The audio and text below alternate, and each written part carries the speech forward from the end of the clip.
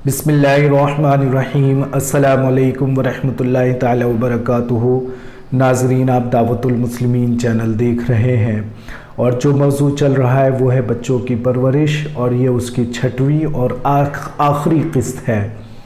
Brethren इस्लाम, इस किस्त में हम बात करेंगे 7 साल से लेकर 12 साल की उम्र तक। चूँकि 12 साल में बच्चा बालिग हो जाता है शरीयत के एतबार से, और काफ़ी ज़्यादा उसके अंदर बदलाव और चेंजेस आते हैं।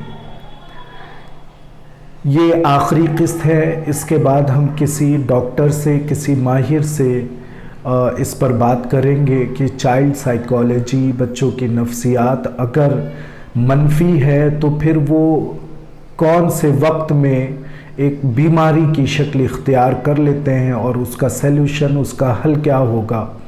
इस पर अगली किस्त में हम डॉक्टर से भी बात करेंगे इंशाअल्लाह। आज हम 7 साल से लेकर 12 साल की उम्र तक बात करेंगे, और इसकी शुरुआत हम यहाँ से करते हैं।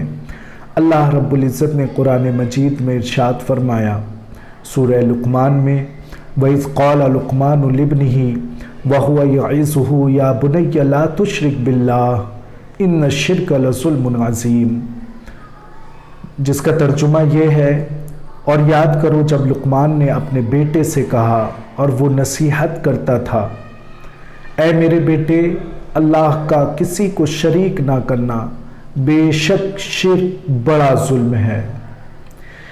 इसके आगे इसी सूरे में फरमाया गया, ववस्सैनल इंसान बिवालिदैहि हमलतहु उम्मुहु वहनन अला वहनि व फिसालुहु फी आमैनि अनिश्कुर ली वलिवालिदैक इलैयल मसीर। और हमने आदमी को उसके माँ बाप के बारे में ताकीद फरमाई। उसकी माँ ने उसे पेट में रखा, कमज़ोरी पर कमज़ोरी झेलती रही, और उसका दूध छूटना 2 बरस में है। ये कि हक मान मेरा और अपने माँ बाप का आखिर मुझी तक आना है। इसके बाद इसी सूरे की अगली आयत में फरमाया गया, वइन जाहदाका अला अन तुश्रिका बी मा लैसा लका बिही इल्म फला तुतीअहुमा व साहिबहुमा फिद दुनिया मअरूफन वत्तबि सबीला मन अनाबा इलैहि सुम्मा इलैया मर्जिउकुम फउनब्बिउकुम बिमा कुंतुम तअमलून। और अगर वो दोनों तुझसे कोशिश करें कि मेरा शरीक ठहराए ऐसी चीज़ को जिसका तुझे इल्म नहीं, तो उनका कहना ना मान, और दुनिया में अच्छी तरह उनका साथ दे, और उनकी राह चल जो मेरी तरफ रुजू लाया, फिर मेरी ही तरफ तुम्हें फिर आना है, तो मैं बता दूंगा जो तुम करते थे। इसके बाद अल्लाह रब्बुल इज़्ज़त ने इरशाद फरमाया, या बुनैया इन्नहा इन तकू मिस्क़ाल हब्बतिन मिन खर्दलिन फतकुन फी सखरतिन औ फिस समावाति औ फिल अर्दि याति बिहल्लाह इन्नल्लाह लतीफ़ुन खबीर। ऐ मेरे बेटे, बुराई अगर राई के दाना बराबर हो, फिर वो पत्थर की चट्टान में हो या आसमानों में या ज़मीन में कहीं भी हो, अल्लाह उसे ले आएगा। बेशक अल्लाह हर बारीकी का जानने वाला है। फिर इसी सूरे में अल्लाह रब्बुल इज़्ज़त ने फरमाया, या बुनैया अक़िमिस सलात वअमुर बिल मारूफ़ वन्हा अनिल मुनकर वस्बिर अला मा अस्साबक इन्ना ज़ालिका मिन अज़्मिल उमूर।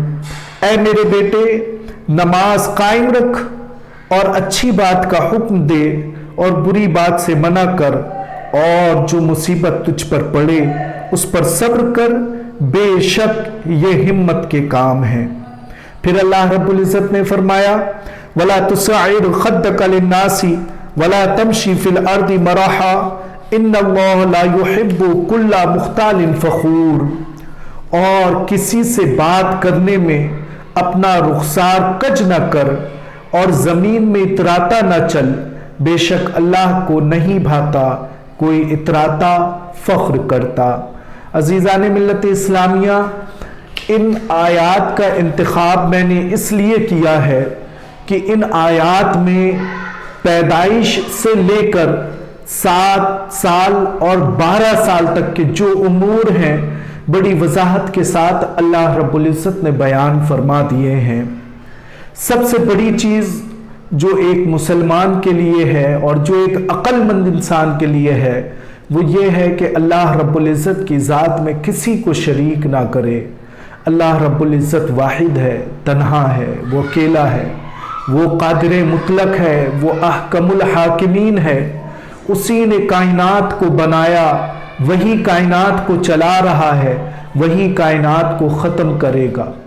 پچھلی قسط میں بات ہوئی تھی کہ 7 سال سے 12 سال تک جب شریعت کے احکامات بچے پر لاگو ہونے لگیں گے تو اس کو کیا سکھایا جائے، کیا بتایا جائے، تو سب سے زیادہ اہم جو ہے وہ اس کو کلمہ توحید لا الہ الا اللہ محمد الرسول اللہ، اس کے دو جز ہیں اس کے، ان دونوں جزوں کے بارے میں اس بچے کو بتایا جائے کہ لا الہ الا اللہ کیا ہے، محمد الرسول اللہ کیا ہے۔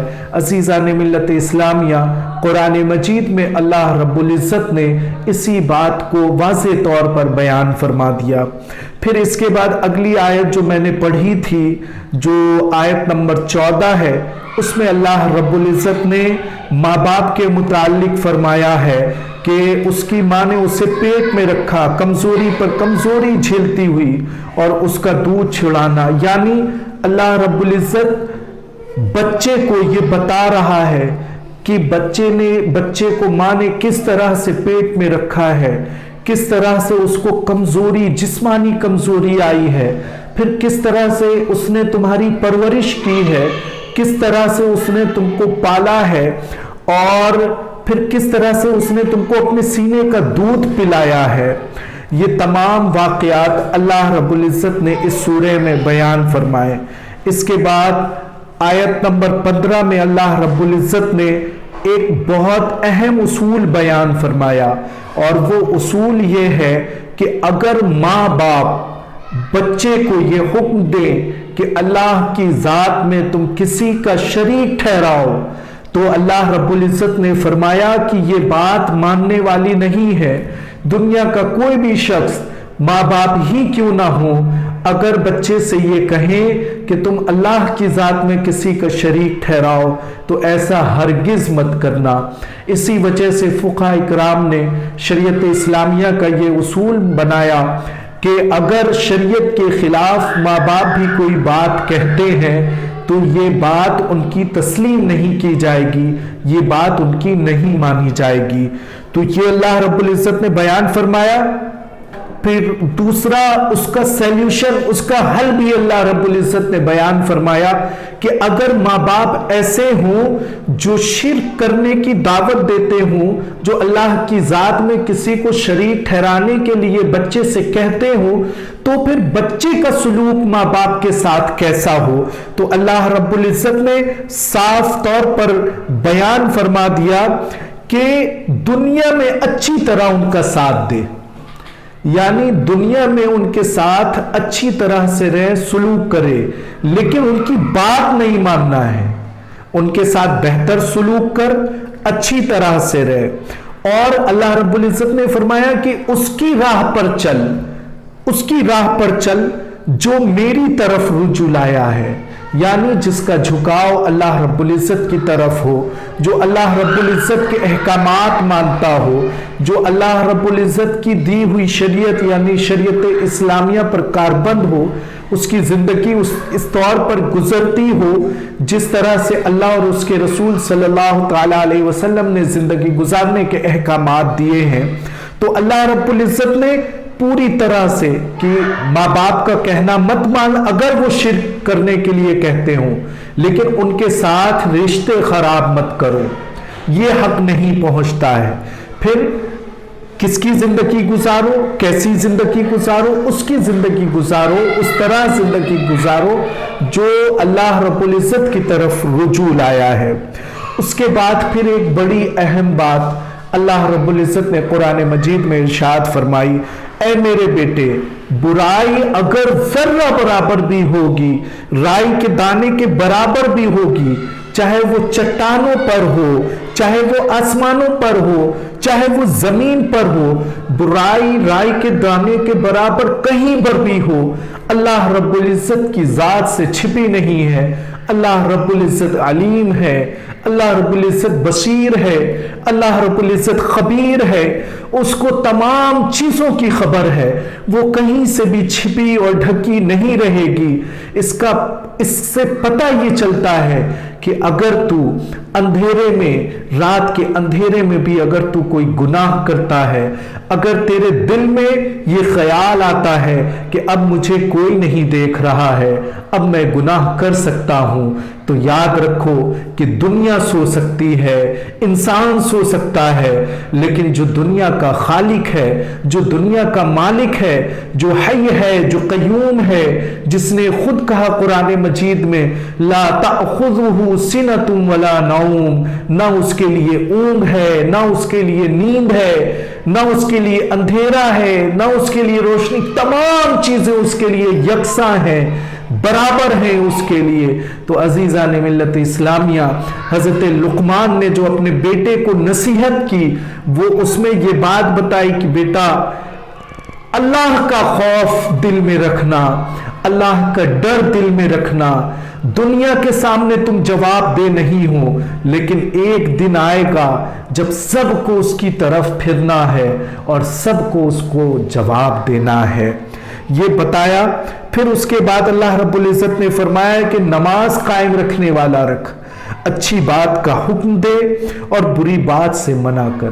یعنی اب جب بچہ 12 سال کا ہو گیا، آپ دیکھیں کہ اسلوب کیا ہے قرآن مجید کا، بچے کی پیدائش سے لے کر 12 سال اور جوانی تک کے احکامات مختصر سی آیات میں اللہ رب العزت نے بڑی وضاحت کے ساتھ بیان فرما دیے۔ نماز قائم رکھنے والا رکھ، اور جب تو بڑا ہو جائے اور بری باتوں کو ہوتے ہوئے اپنے معاشرے میں دیکھے تو ان کو منع کر۔ اب تیری ذمہ داری یہ بھی ہو گئی، پہلے بڑے لوگ تجھے منع کرتے تھے، اب تیری یہ ذمہ داری ہو گئی کہ تو منع کر اگر تو دیکھتا ہے کہ معاشرے میں بری چیزیں ہو رہی ہیں، اور اچھائی کا حکم دے۔ اللہ رب العزت نے بیان فرما دیا۔ اور پھر چونکہ زندگی نام ہے خوشحالی کا، مصیبتوں کا، اگر تجھے کوئی مصیبت آ جائے، اگر تو پریشانی میں مبتلا ہو جائے تو اس پر صبر کر۔ بے شک یہ ہمت کے کام ہے، صبر کرنا مشکل ہے لیکن ضروری ہے۔ مایوس نہ ہو، نہ امید نہ ہو۔ اللہ رب العزت کی آج آپ دیکھیں کہ کس قدر سوسائیڈ ہو رہی ہے۔ 1 لاکھ لوگوں میں تقریباً 15,000 لوگ سوسائیڈ کر رہے ہیں، اور وہ سوسائیڈ اچانک نہیں کر رہے ہیں، بلکہ وہ دماغی طور پر، ذہنی طور پر وہ بیمار پڑتے ہیں، اس کے بعد پھر وہ سوسائیڈ کرتے ہیں۔ انشاءاللہ کسی اور موقع پر پوری سیریز ہم اس پر بھی بنائیں گے، لیکن اللہ رب العزت نے واضح اس کا حل، اگر کوئی مصیبت آئے ایک جگہ، اور جا بجا قرآن مجید میں اللہ رب العزت نے فرمایا ان اللہ مع الصابرین، کہ بے شک اللہ رب العزت صبر کرنے والوں کے ساتھ میں ہے۔ جو صبر کرتا ہے، ایسا نہیں کہ وقت ایک جیسا بنا رہتا ہے، یعنی ہر وقت مصیبت میں ہی آدمی مبتلا رہے، ایسا نہیں ہے، بلکہ ہر مشکل کے ساتھ، ہر پریشانی کے ساتھ آسانی بھی ہے۔ اللہ رب العزت نے قرآن مجید میں فرمایا۔ اس کے بعد اللہ رب العزت نے فرمایا اور کسی سے بات کرنے میں اپنا رخسار کج نہ کر، یعنی اپنا منہ نہ بنا، کسی سے بھی بات کر۔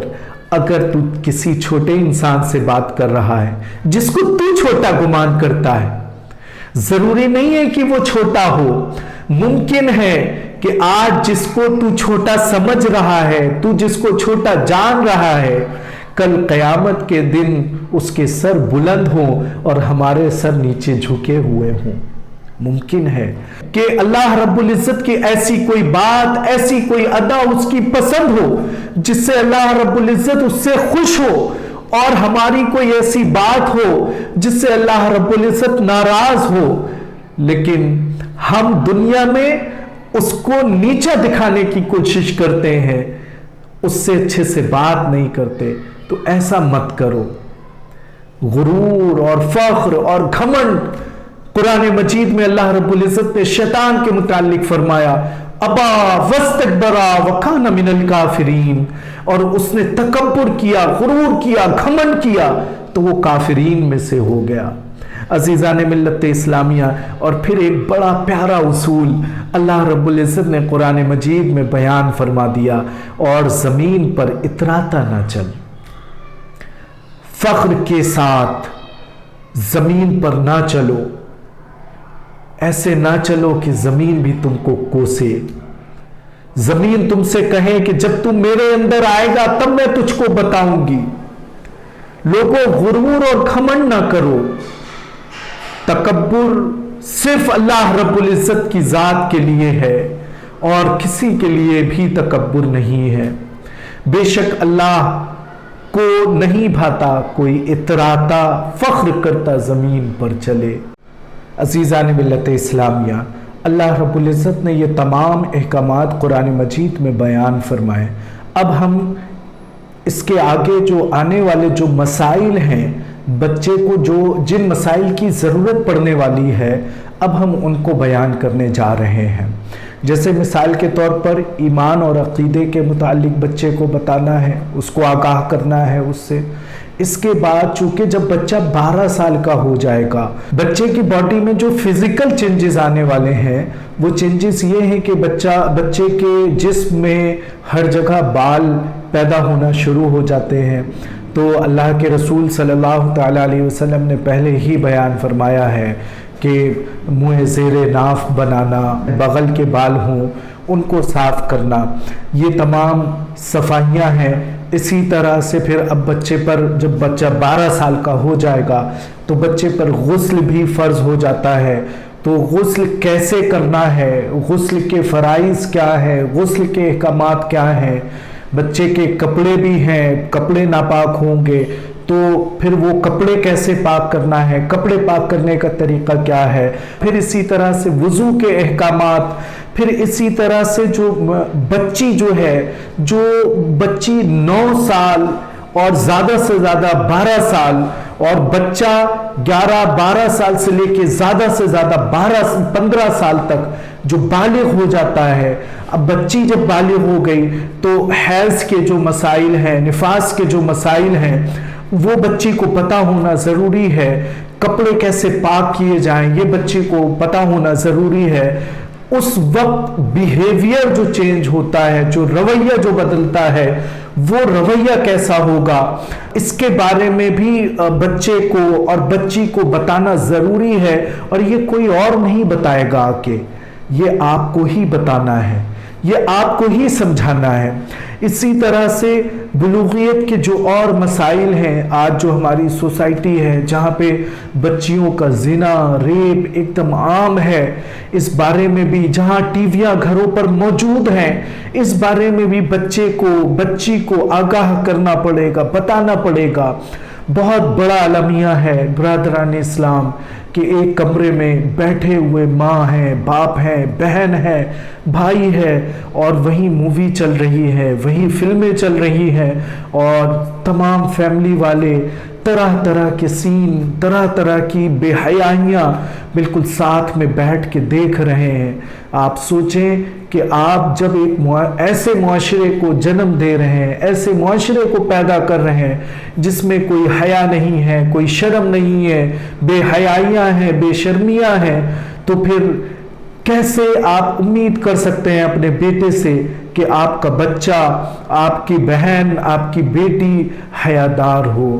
اس لیے سب سے زیادہ مہلک، سب سے زیادہ نقصان دہ جو آج کی جو ویڈیوز، جو ٹی وی اور موویز جو آ رہی ہیں، اللہ کے واسطے ان موویز سے اپنی فیملیز کو بچا کے رکھیں، اپنے گھر والوں کو بچا کے رکھیں۔ یہ موویز، یہ فلمیں آپ کے بچوں کو، آپ کی بچیوں کو ذہنی طور پر تباہ و برباد کر دیں گی۔ عزیزان ملت اسلامیہ، ٹی وی اور مووی کے بارے میں آپ دیکھیں کہ آپ کے بچے کا وقت ضائع ہو رہا ہے، آپ کے بچے کو وہ نالج، وہ تعلیم اس کی عمر سے پہلے مل رہی ہے جو اسے آنے والی عمر میں ملنا چاہیے۔ عمر کا کوئی تعین نہیں ہے، جبکہ ہر ایک علم کی، ہر ایک نالج کی، ہر ایک تعلیم کی ایک عمر ہے، اس خاص عمر میں اس کو وہ تعلیم ملنا چاہیے، لیکن عمر کا کوئی تعین نہیں ہے۔ بے حیائیاں ہیں، بے شرمیاں ہیں، معاشرے کو غیر متوازن کرنا ہے، معاشرے کے توازن کو بگاڑنا ہے، اور پھر سب سے بڑی جو چیز ہے آپ کے بچے کی یہ موویاں، یہ فلمیں جو ذہن ہے اس کو پوری طرح سے خراب کر دیتی ہیں۔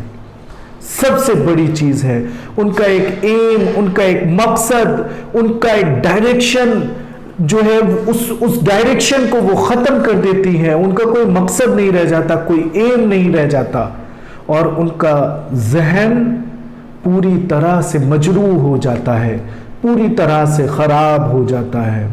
اور خراب ہونے کا کئی مطلب ہے، خراب ہونے کے کئی معنی ہیں۔ اس طور پر بھی خراب ہو سکتا ہے کہ بچے کے اندر بے حیائیاں زیادہ بڑھ جائیں، کل کو وہ روڈوں پہ جا کے ریپ کرے، آپ کی بھی عزت، اس بچے کی بھی زندگی خراب، یہ بھی ممکن ہے۔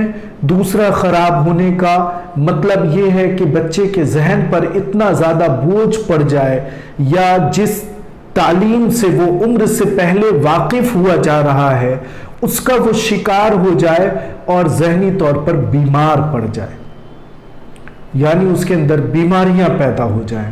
تو عزیزان ملت اسلامیہ، اپنے گھروں سے اس فحاشی کو آپ اللہ کے واسطے دور کر دیجئے۔ عزیزان ملت اسلامیہ، یہ وہ باتیں ہیں جو نہایت ضروری ہیں، جو ہمارے بچوں کو پتہ ہونا چاہیے۔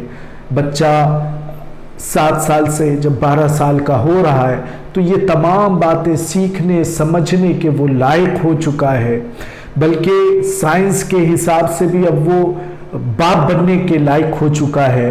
جو بچی ہے اب وہ ماں بن سکتی ہے۔